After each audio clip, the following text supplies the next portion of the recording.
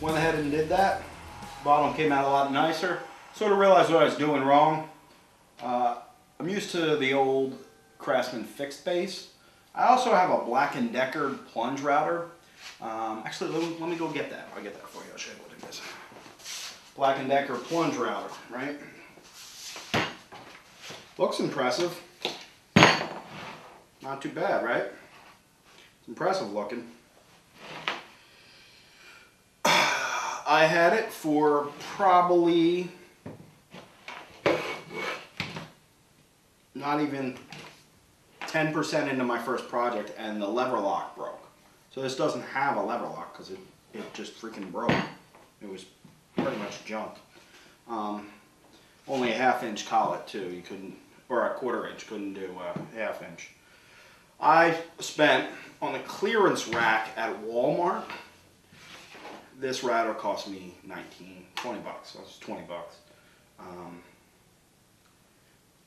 It's my first variable speed. Had a lot of good features. It's not all that bad. I was a little upset that the plastic plunge lock broke. This one is much beefier than the one on this. And that's why I was getting a little bit of difference here. I was forgetting to lock it down because I was so used to not being able to lock it down with this. I would avoid plunge routing because of that router. It's a shame. I mean, just a little bit, I would have spent 40 bucks on it. It was on a clearance rack, open box. It was worth a shot. So let's go ahead and we can take the template off the top. Now we're done with it, but I will probably keep it in case I decide to make another one of these bowls.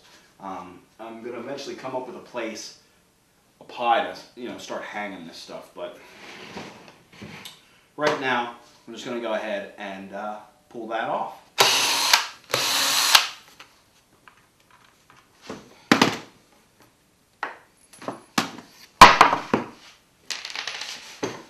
Take it out of the vise, and there it is. Nice indent cutting of, I was going to say owl, but that's not an owl, it's a bat. Wasn't good in science. Actually, I was really good in science. Apparently not when it comes to owls or bats. Now we're going to be going over and cutting this at the bandsaw. One of the things, I'm looking over at my bandsaw and we will need to change the blade. I have a 1/2 inch blade in there. It's a little too thick. I also have a 1/4 inch blade hanging up, and I think that's probably the blade we'll go ahead and put in there. Okay, so we're going to go ahead and I'm going to get the picture of the bat that I have, that I hopefully didn't alter, but there will be points in this area, and I want to go and kind of look at the picture before I try to freehand this. Got the bat, right? It's just a bat that it's a piece of clip art. Okay, so this bat is very narrow, and my bat that's sort of based off of this is made fatter. It's a much fatter bat. Otherwise, there wouldn't be much room to put stuff in. Would be less bowl-like. So, one of the things I need to do is determine the thickness of the outer diameter. We're probably looking about 1/4 inch. Oh, crap. I lost my little nut. And that's old antique. My caliper. I'm going to go ahead and shut the camera off while I look for my nuts. So I'm kind of eyeballing a little bigger than 1/4 inch, right?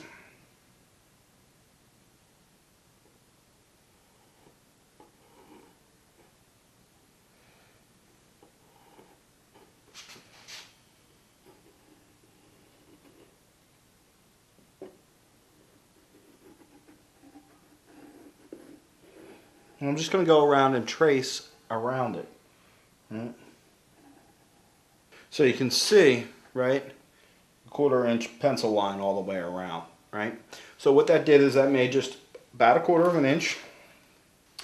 That's good. That's nice and even. But I want this to be a little more pointy and a little more bat-like, right, in the corners here. If you look in some of these areas, they kind of need to be a little more pointy.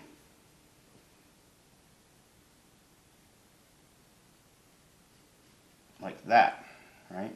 Now we don't want them super pointy.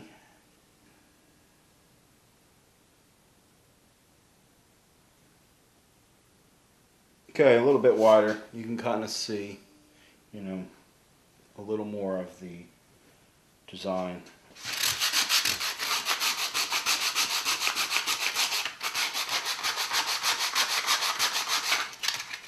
I have a little problem area right here where the bit, I guess, started or stopped and burned a little.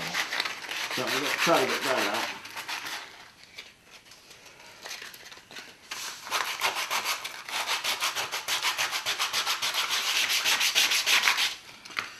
I think Porter will be pleased.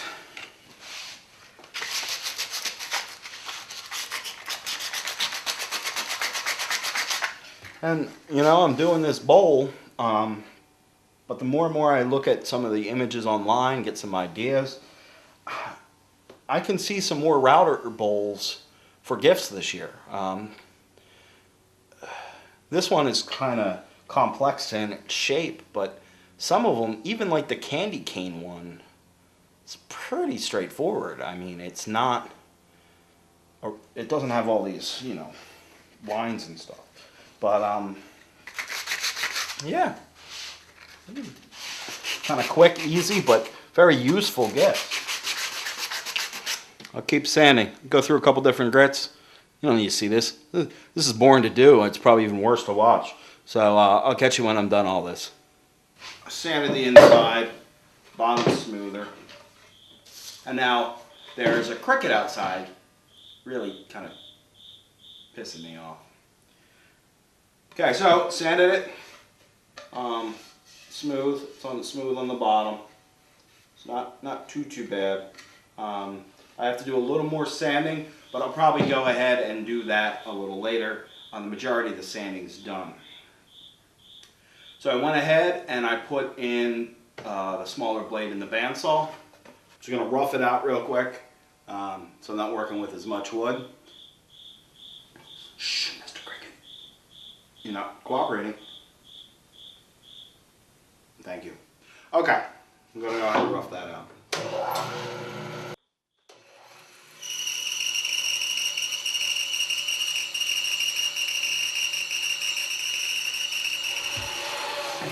Okay, it's roughed out.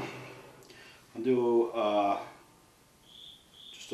start doing some of the cuts.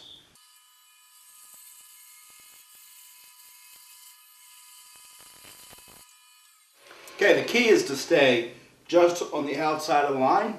I will go ahead and then, excuse me, clean that up with a drum sander at the drill press. But for right now, I'm just cutting it out, trying to stay as close to the line, but just on the waist side. And I'm going to go ahead and just cut all this stuff out.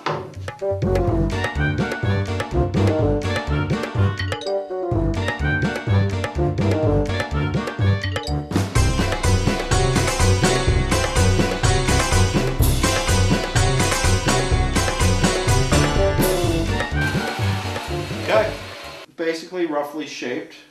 It definitely needs a lot of work, needs a lot of smoothing. I can do the majority of that over at the drill press. Now I will point out some of my mess ups here, right? If you look down here, this was supposed to be a little more graceful, so I'm going to have to kind of fix that a little. I was following the inner circle and wasn't paying attention. These points aren't too even, so I'm probably going to clean this up just a little bit right here at the bandsaw before I head over to the drill press to do this sanding. Put on my little sacrificial thing to hold this, and it's just big enough to clear this sanding drum.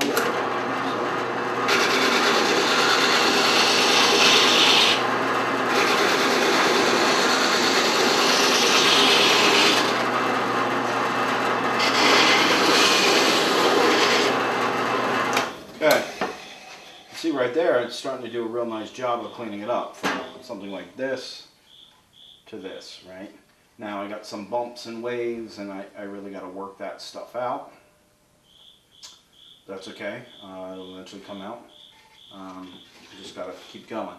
one of the things I think I'm going to do is I'm going to increase the speed of the belt.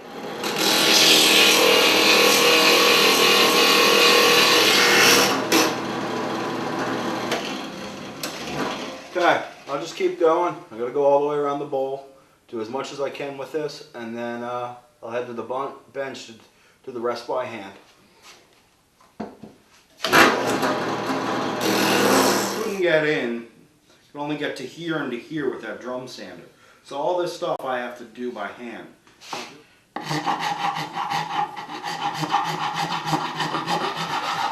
So I'll use this.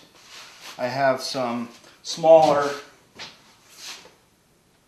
files like this, right, that I'll use in the tight areas, and then sandpaper. I'll go in and I'll get all this area, right, until this is nice and smooth. Then I'll go ahead and sand the rest of it with finer grits of sandpaper. I would show this entire process to you, but unless you want to go to sleep, it is boring. Sanding is boring. Okay, I went ahead and finished sanding. I sanded all the outsides, got in these little tight areas as best as I could. So I need to do 1/4 inch round over on both the inside and the bottom edge to ease this top, as well as go ahead and route the bottom recess. Now I'm going to go over and do that with some of the scrap from this to do a test before I actually commit to doing it on the actual piece. I have a little piece of scrap here that simulates one of the points kind of on the thing. So I'm going to see how this bit handles it, you know, and that sort of stuff. So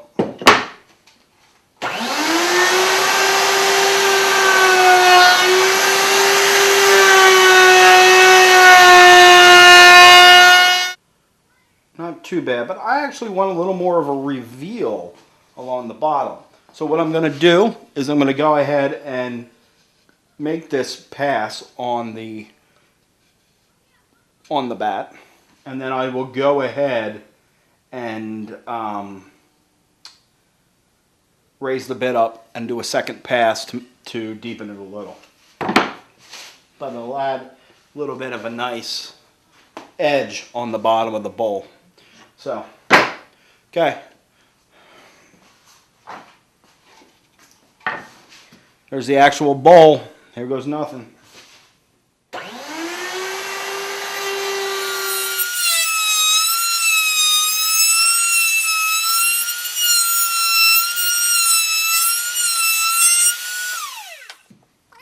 Give a nice reveal, right? So it's not just sharp down. I'll keep going around, and then I will raise the bit up higher.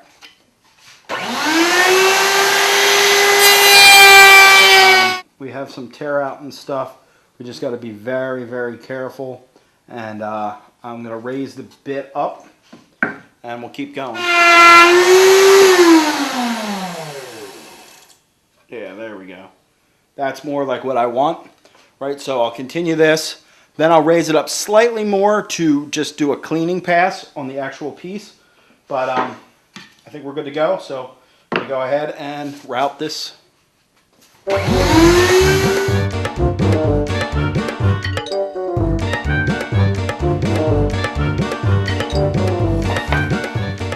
Okay, not too bad. Nice reveal. Looks good. Just going to raise it a tiny bit and do a cleanup pass. That'll help with some of this end grain stuff.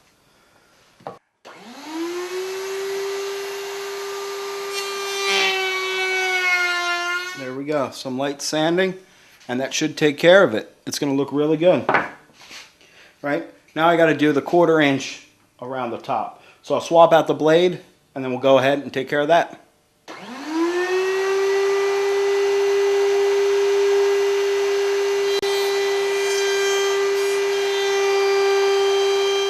Round it over the inside. Got a little bit of burning I'll have to take care of, but not too bad. Now I'll go ahead and I'll do the same but on the outside. So let's go ahead and do that.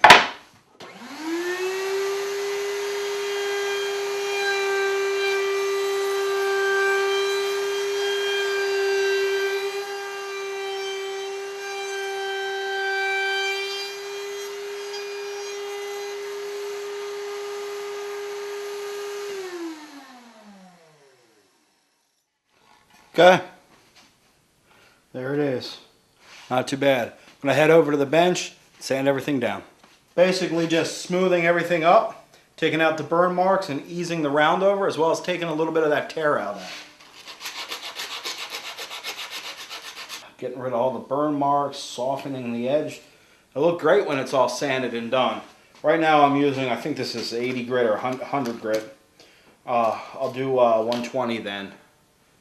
And then I'll probably take it no further because I hate sanding.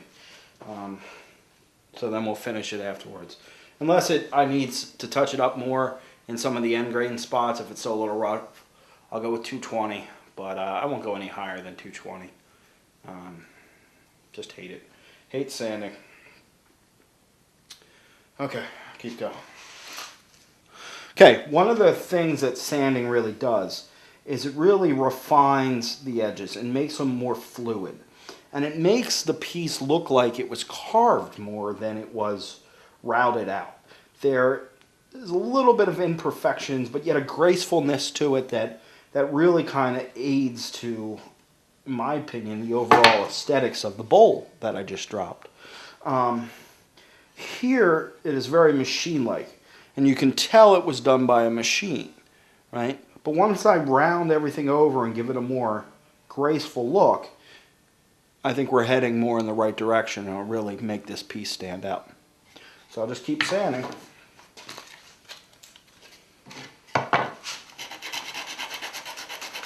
Okay, one of the things I try to do to all my pieces is my name.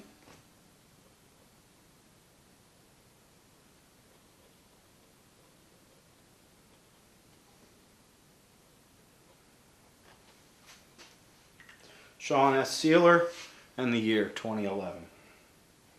Okay.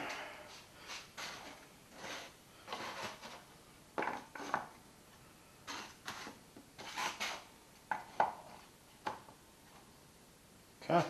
First thing I'm going to do the bottom up, a couple coats, and the sides, and then do the inside. I'm going to use spray lacquer here, just real quick. Dry quick. Once it's dry, it should be good.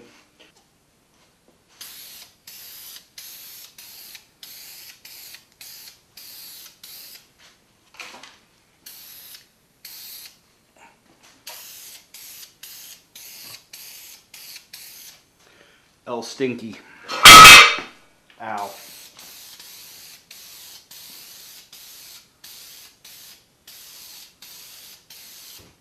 Put a bunch of coats on the bottom. It says to hit it with fine grit sandpaper, so I got some of this 1000 grit, which is probably higher than needed. I'll go ahead and do the inside now.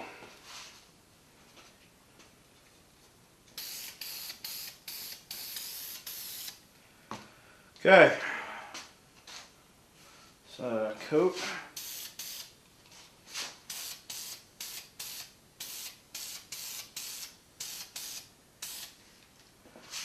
Okay. Let that go. I'll add a couple more coats. I just came home to see what the dried bowl. I put a coat on before I went to work today. So, not too bad. It's nice and shiny. There are a couple flaws that really come out once the finish is on. There's a slight little deeper indent here, and then there's one over in this corner. And then also, the black sandpaper left some black spots where the end grain was. And I didn't notice them until the finish is on, and they're kind of embedded in there. But other than that, it's not a bad bowl. I'm happy with it. For my first attempt, I'm pretty pleased. I think I'm going to try, I saw plans for a candy cane bowl. I'm thinking I'm going to make that. I'm going to use the maple I have left and then some Paduke and make a nice candy cane bowl. But yeah, not bad for my first attempt as I drop it. But okay, till next time.